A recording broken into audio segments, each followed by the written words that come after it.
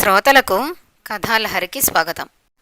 ఈరోజు మీ ముందుకు తీసుకురాబోయేది పిచ్చుక ద్వారా పాఠం నేర్చుకున్న ఒక యువకుడి కథ. యువకుడొకడు ఒక జ్ఞాని దగ్గరకు వచ్చాడు.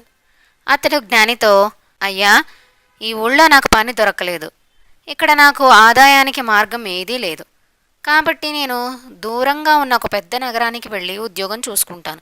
అందుకు నేను ఈరోజే మన ఊరి నుండి బయలుదేరుతున్నాను.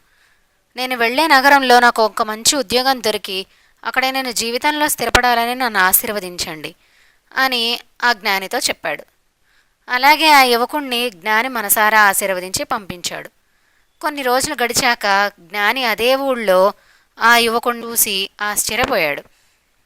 ఆ యువకుడి వద్దకు వెళ్ళి, నాయనా, నువ్వు ఇంకా నగరానికి వెళ్ళలేదా? నువ్వు నన్ను కలుసుకున్న రోజునే ఉద్యోగం కోసం ఊరు విడిచి వెళ్తానన్నట్లు చెప్పావే అని అడిగాడు.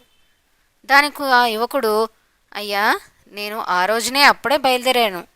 దారిలో ఒక నిర్మానుష్యమైన ఎడారి లాంటి ప్రాంతం కనిపించింది.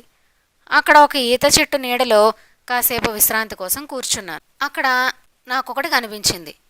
నేను కూర్చున్న చోటుకు కాస్త దూరంలో ఒక చెట్టు కింద కాలు విరిగిన ఒక పిచ్చుక ఆకలితో చాలా బాధతో నడవలేక తల్లడిల్లిపోతుండడం కనిపించింది.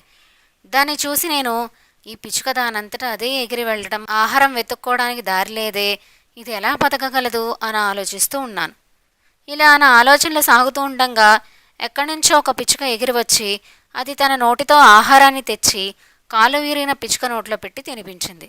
అది చూసి నేను, ఆహా, కాలు విరిగిన ఈ పిచ్చుకకు కూడా ఆహారం లభించడానికి భగవంతుడు ఏదో ఒక ఏర్పాటు చేసి ఉంచాడే, అలాంటప్పుడు మనిషినైనా నేను జీవించడానికి భగవంతుడు నాకెందుకు ఏర్పాటు చేయకుండా ఉంటాడు అని అనుకుని వెంటనే ప్రయాణం రద్దు చేసుకుని మన ఊరికే తిరిగి వచ్చేశాను అని ఆ జ్ఞానితో చెప్పాడు ఆ యువకుడు.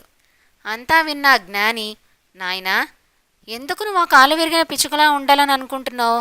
తన శ్రమతో తన ఆహారాన్ని సంపాదించుకుని మరో పిచ్చుకకు కూడా ఆహారం తీసుకొచ్చింది కదా, ఆ రెండో పిచ్చుకలా ఉండాలని నువ్వెందుకు అనుకోవటం లేదు అని ప్రశ్నించాడు. దానికి ఆ యువకుడు ఆలోచించుకుని ఆ జ్ఞానిని క్షమించమని కోరి తర్వాత రోజే పెద్ద నగరానికి ప్రయాణమయ్యాడు.